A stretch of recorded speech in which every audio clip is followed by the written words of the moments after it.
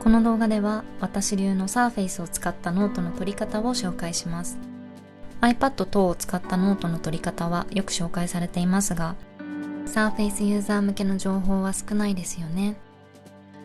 結論から言うと、マイクロソフトジャーナルとワンノートを組み合わせた方法が一番使いやすいと思います。マイクロソフトジャーナルはマイクロソフトストアから無料でダウンロードできます。特にワンノートに不満を感じている方やジャーナルの使い方を知りたい方、サーフェイスを使って問題を繰り返し解く方法を探している方はぜひこの動画をご覧ください。サーフェイス向けのノートアプリとして最もよく紹介されているのはワンノートです。どうしてワンノートだけではダメなんでしょうか。それはワンノートには次の4つの弱点があると感じているからです。動作が少し不安定で突然書き込めなくなることがあったり、 PDF や画像と文字がずれてしまうことがあったりします。そして文字をきれいに書くのが難しいです。また横にも無限に広がるおかげでスマホで見た時に見づらいと感じることがあります。1と2が授業中に起こってメモを取り損ねたことが一度だけではなく何度もあります。3は字がきれいな人なら問題ないかもしれませんが、ワンノートの文字は先細りで線のブレをあまり修正してくれないので、きれいな文字を書くのは少し難しいです。4はワンノートのいいところでもあるのですが、ノートの横幅を統一する機能はないので、横幅があるノートを作ってしまうとスマホで見た時に横にたくさんスクロールしないといけません。私はジャーナルでノートを取り、ワンノートにエクスポートすることでバックアップをして外出先でもノートを見られるようにしています。この方法を取ることでジャーナルは動作が安定しているので書き込めなくなったり PDF や画像と文字がずれたりすることがありません。そして文字を補正してくれるのでノートがきれいに見えます。またジャーナルでは1ページのサイズが決まっているのでノートのサイズを統一することができ、スマホでも見やすいノートを作れます。マイクロソフトジャーナルをダウンロードするためには、まずタスクバーの虫眼鏡マークを押してマイクロソフトストアと検索しクリックしてください。マイクロソフトストア内でジャーナルと検索するとアプリがダウンロードできます。アプリの使い方を詳しく紹介する前に、最初にやっておくべき設定を一緒に進めていきましょう。ジャーナルを開いたら右上の左端にある歯車のマークをクリックします。次にノートのようなアイコンがついた項目をクリックします。ここではダークモードの設定とノート位置の設定ができます。ジャーナルではページの左右どちらかにノートページ一覧を表示させることができます。私はページ一覧を表示させたときにノートが左側に来てほしいので左の設定にしています。次にペンのアイコンがついた項目をクリックして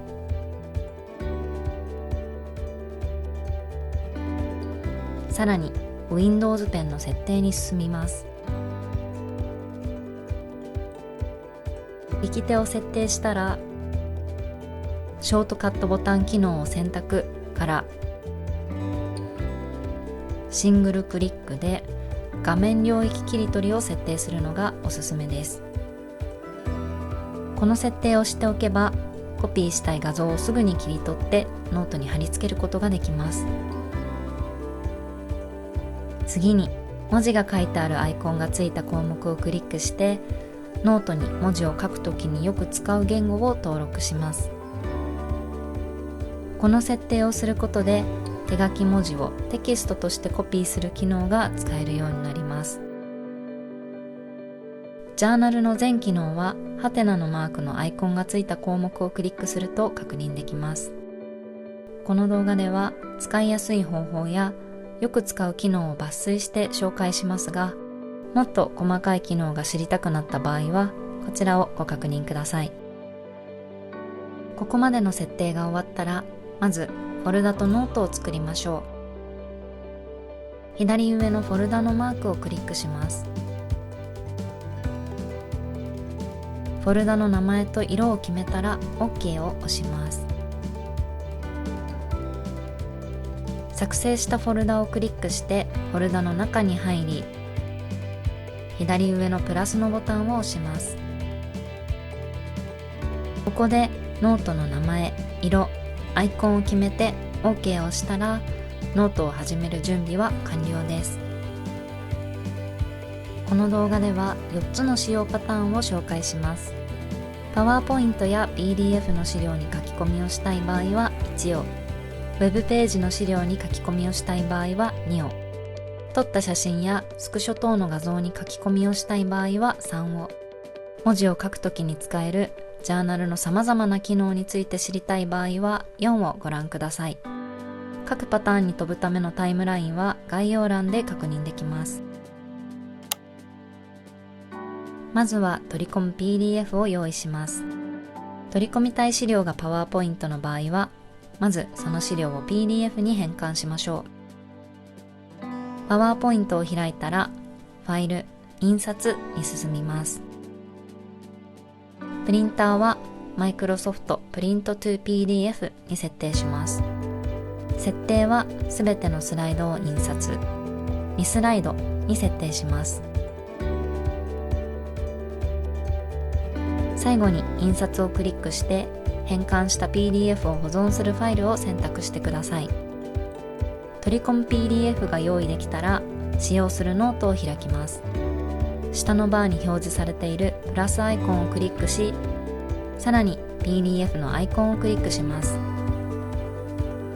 取り込みたいファイルを選択したら PDF の取り込みは完了です。下のバーに表示されている蛍光ペンを選んで、大切なところにハイライトを引いたり、一番左のペン、もしくは蛍光ペン右側の鉛筆を選んでメモを取ったりすることができます。また、右上の目のアイコンをクリックすると書き込みを非表示にできます。書き込みをしすぎてしまったときは、このボタンを押すことで綺麗な元の資料を確認できます。この機能は問題を繰り返し解くのにも最適です。あらかじめ答えを書き込み、目のアイコンをクリックして回答を消した状態で別のページや手元の紙に問題を解きます。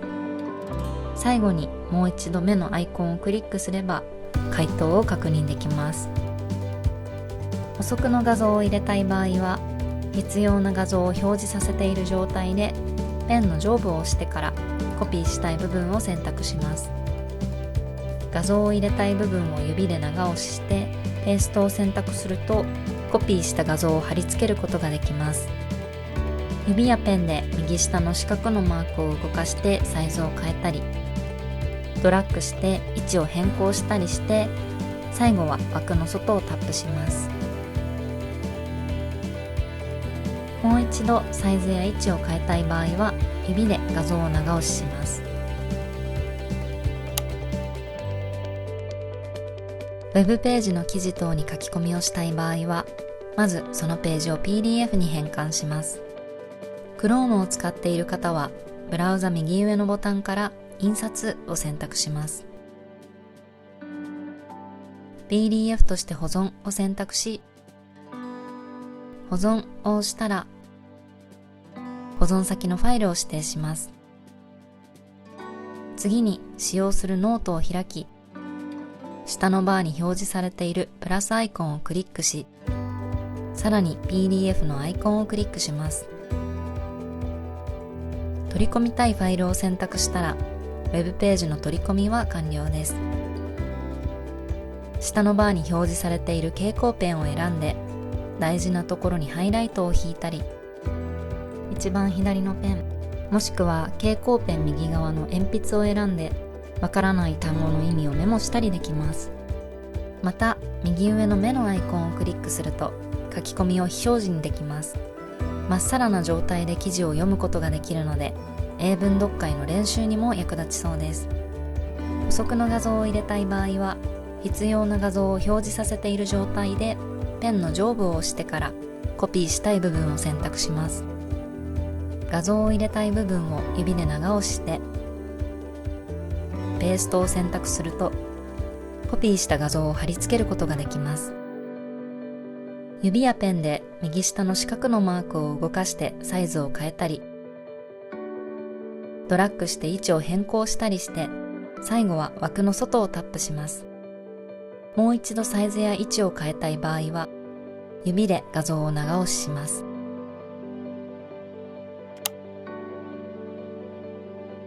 撮った写真やスクショ等の画像に書き込みをしたい場合は、2つの方法があります。そのまま画像として取り込む場合は、すぐに使えるというメリットがありますが、書いた文字を非表示にする機能は使えません。逆に PDF として取り込む場合は、書いた文字を非表示にする機能を使うことができますが、PDF に変換するのに少しだけ手間がかかります。動画では両方のやり方を説明しますので、ご自身の使い方に合った方法を選んでください。そのまま画像として取り込む場合は、使用するノートを開き、下のバーに表示されているプラスアイコンをクリックし、さらに画像のアイコンをクリックします。取り込みたいファイルを選択したら、画像の取り込みは完了です。PDF に変換して取り込む場合は、まず取り込みたい画像ファイルを開きます。上に表示されているバーの一番右側のアイコンを押して、印刷を選択します。プリンターは Microsoft Print to PDF に設定します。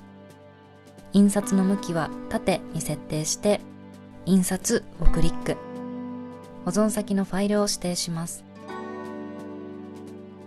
使用するノートを開き、下のバーに表示されているプラスアイコンをクリックし、さらに PDF のアイコンをクリックします。取り込みたいファイルを選択したら、PDF の取り込みは完了です。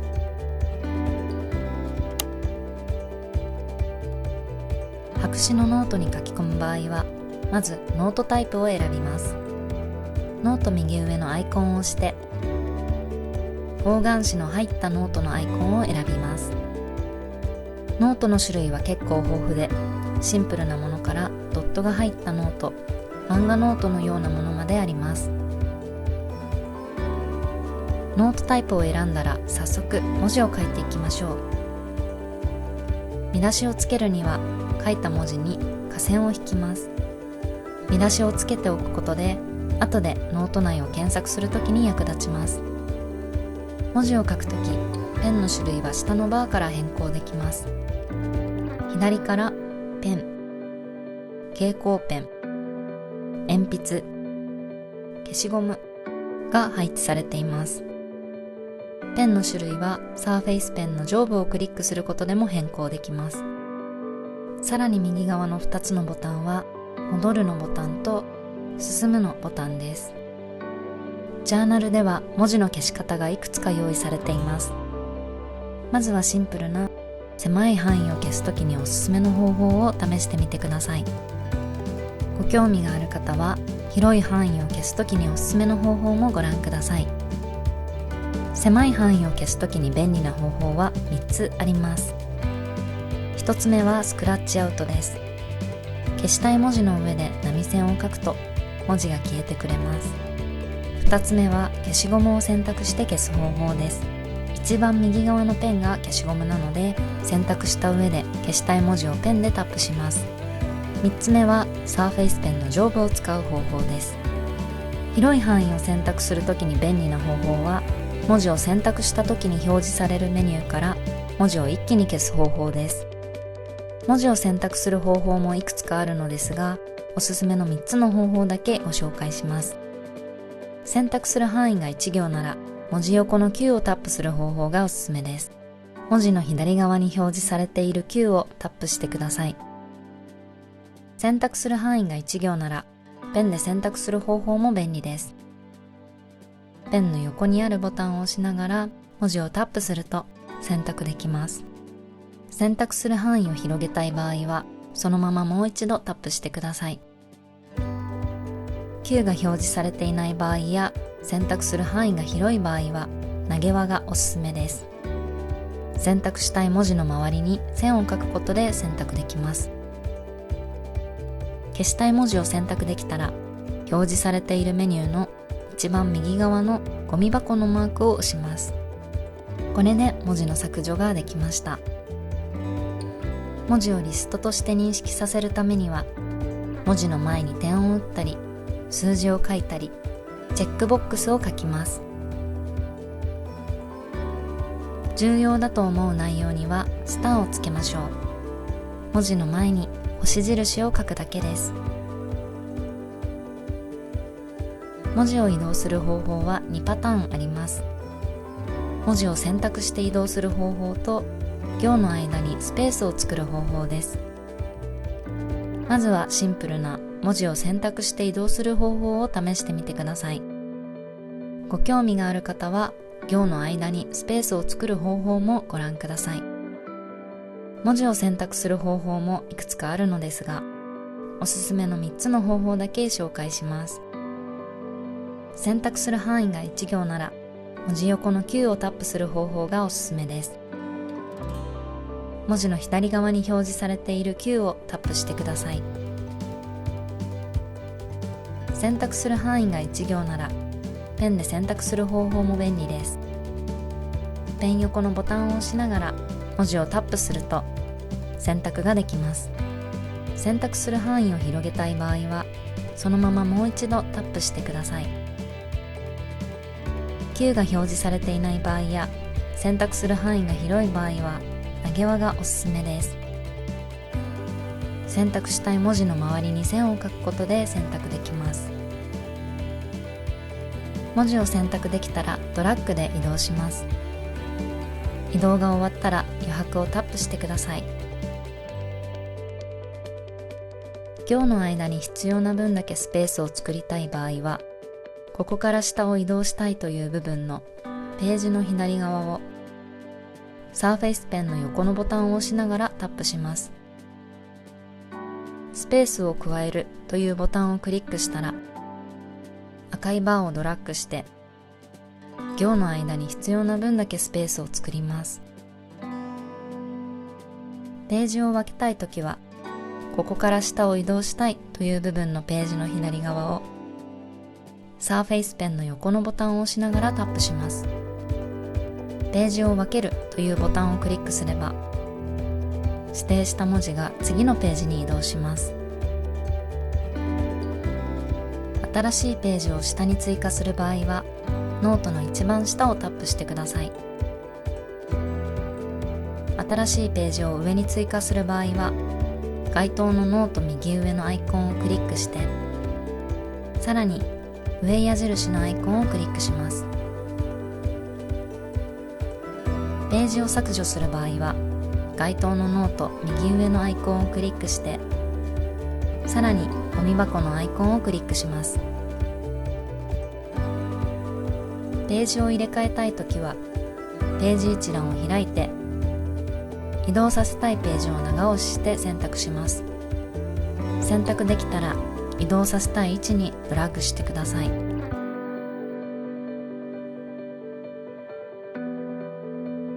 ノート横に表示されているページ一覧の使い方をご紹介します。まず、ページというタブでは、ページを一覧で見て、好きなページを選んで一気に移動することができます。もう一つのカードというタブでは、認識されたマークを一覧で見て、好きなところに一気に移動することができます。ノート内を検索する場合、まずページというタブでキーワードやマークを絞り込んで検索することができます。ページのタブで検索をすると、該当のページが表示され移動できます。また、カードというタブでもキーワードやマークを絞り込んで検索することができます。カードのタブで検索をすると、該当のページではなく、該当箇所が表示され、移動することができます。文字を書くときにマークをつけておくと、マークの検索で、例えば見出しだけを表示させた上で、選んで移動することができます。書いた文字をテキストとしてコピーすることもできます。文字を選択した時に表示されるメニューからテキストとしてコピーを選びます。文字を貼り付けたい場所で貼り付けを選択すると、文字がテキストとして貼り付けされます。もしも普段は日本語で書いているけど、このノートだけは英語で文字を書いているという場合があれば、ノート右上のアイコンからページの言語で英語を選択すれば、文字をテキストとしてコピーする機能が使えるようになります。デジタル付箋を使ってノートを見やすくすることもできます。ネットで付箋紙、背景フレーム、イラスト等のキーワードで調べると、無料で付箋のイラストがダウンロードできるので挿入します。少し手間ですが、付箋の上に書くことでノートがぐっと見やすくなることもあります。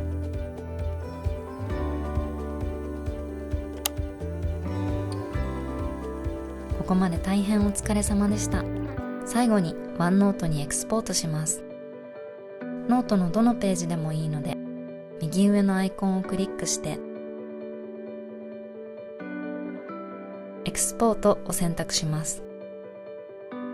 プリンターは OneNote for Windows 10を選択します。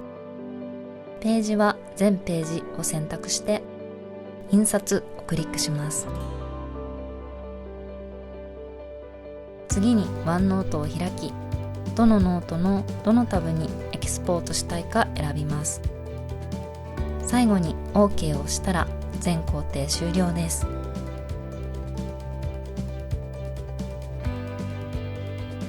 私はこの方法を気に入っていますが、デメリットが3つあります。1つ目は文字をキーボードで入力できないことです。